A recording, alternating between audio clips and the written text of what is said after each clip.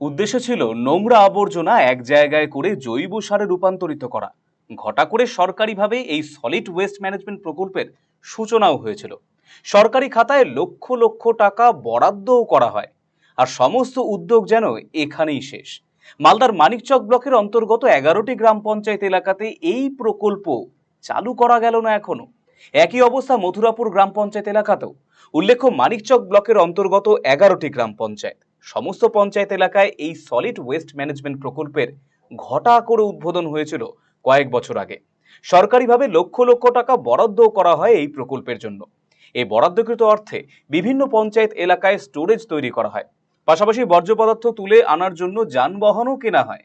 সরকারি টাকা খরচ করে এত কিছুর পরও প্রকল্প মুখ থুবড়ে পড়েছে বলেই মতামত একাংশের।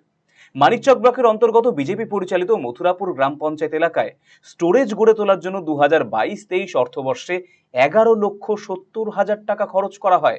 পাশাপাশি বর্জ্য পদার্থ তুলে আনার জন্য 3টি যানবাহন কিনতে লক্ষ লক্ষ টাকা খরচ করা হয়। একইভাবে সমস্ত পঞ্চায়েত এলাকায় কম বেশি খরচ হয়েছে। তারপর এতটা সময় পার হয়ে গেলেও এই প্রকল্প এখনো বাস্তবায়িত করাই গেল না। মথুরাপুর গ্রাম পঞ্চায়েত এলাকায় এই প্রকল্প চালু করতে স্টোরেজের জায়গায় একটি গার্ড ওয়ালের প্রয়োজন রয়েছে। আর সেই কাজ হলেই এই প্রকল্প চালু করা সম্ভব, এমনই জানিয়েছেন পঞ্চায়েত প্রধান মৌসুমী মণ্ডল। কারণ হচ্ছে যে একটা গার্ডওয়ালের দরকার। গার্ডওয়াল না থাকলে তো আমরা জৈব আবর্জনা যেটা সেটা তুলতে পারছি না, যার জন্য আমরা চালু করতে পারছি না। আর ব্যাপার হচ্ছে যে কিছু প্রজেক্ট চালু করতে গেলে কিছু টাকার দরকার, যেটা আমরা এইবার 25-26-এর প্ল্যানে ধরেছি। এবার আমরা 25-26-এর প্ল্যানে কাজ করতে পারবো তখন সেটা আমরা করতে পারবো। আমরা যত তাড়াতাড়ি সম্ভব আমরা চেষ্টা করছি চালিয়ে কাজটা যেন চালু করা হয়। আর আমরা বিডিও সাহেব আর জেলা প্রশাসনকে জানাবো এবং এমনি জানিয়েছি, কিন্তু এখনো পর্যন্ত কোনো সুরাহা পাইনি। তো আমরা চেষ্টা করছি যত তাড়াতাড়ি সম্ভব আমরা কাজটা চালু করব। অন্যদিকে এই ঘটনার তীব্র প্রতিবাদে সরব হয়েছেন জেলা বাম নেতা শ্যামল বসাক। ঘটনায় তীব্র ক্ষোভ ব্যক্ত করেছেন তিনি। যে উদ্দেশ্য নিয়ে সরকার চিন্তা ভাবনা করে বিভিন্ন জায়গায় সলিড ওয়েস্টেজ বানিয়েছিল, আমাদের মথুরাপুরেও বানিয়েছে, মথুরাপুর গ্রাম পঞ্চায়েত, সেটার ব্যবহার হচ্ছে না।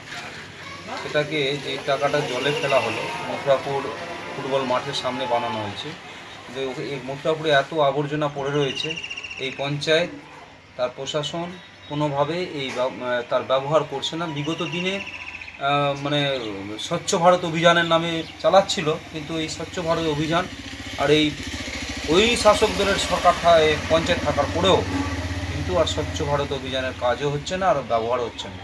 তো মূলত এখন যে জায়গায় পৌঁছেছে, এখন শুধুমাত্র কিভাবে আয় ইনকাম হয় সেই জায়গাটাই যাচ্ছে।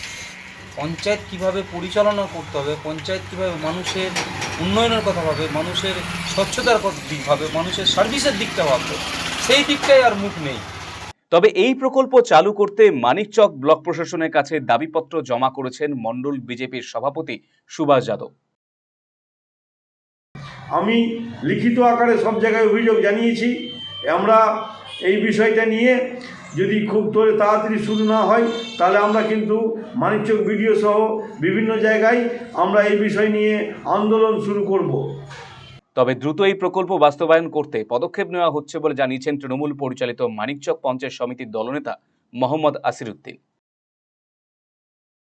ব্যাপার হচ্ছে এগুলার ক্ষেত্রে স্ট্রাকচারটা প্রথমে গঠন করতে হয়, যেটা টেন্ডারের মাধ্যমে প্রত্যেকটা অঞ্চলে, দু একটা অঞ্চলে জায়গার সমস্যার জন্য এখনো হয়নি, কিন্তু প্রায় অঞ্চলে হয়েছে। হওয়ার পরে ওখানে যে কাজ করবে এসএসজি দলের মহিলারাকে নিয়োগ করতে বলা হয়েছে এবং ওদেরকে ট্রেনিং দেওয়া হয়েছে। বর্জ্য ব্যবস্থাপন প্রক্রিয়াটা তো অনেক রকম, অনেকেই জানে না। ওরাকে সচেতন করে কিভাবে কাজ করতে হবে এগুলাকে ট্রেনিং দিয়ে ওদেরকে নিয়োগ করতে বলা হয়েছে। নিয়ে প্রধান, এনএস সকল আধিকারিকদের নিয়ে ব্লক প্রশাসনের তরফ থেকে গত সপ্তাহে একটা ট্রেনিংও হয়েছে। এই ট্রেনিংয়ের পরে কমিটি ফরমেশনগুলো হয়ে গেলে এই কাজগুলো শুরু হবে। আরসিটিভি সংবাদ, মানিকচক। আপনি কি দীর্ঘদিন থেকে পেটের বিভিন্ন সমস্যায় ভুগছেন? গ্যাসের সমস্যায় ভুগছেন? তাহলে আপনার জন্য সুখবর, এখন থেকে প্রতি মাসের নির্দিষ্ট দিনে দিশারি হেলথ কেয়ার রায়গঞ্জ শাখায় নিয়মিত বসছেন হায়দ্রাবাদ থেকে আগত বিশিষ্ট গ্যাস্ট্রোএন্টারোলজিস্ট ডক্টর রবি কিরণ পেরুমাল্লা।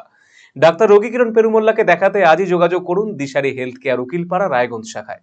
যোগাযোগ করুন 7477785509, 7477785512 এই নম্বরে।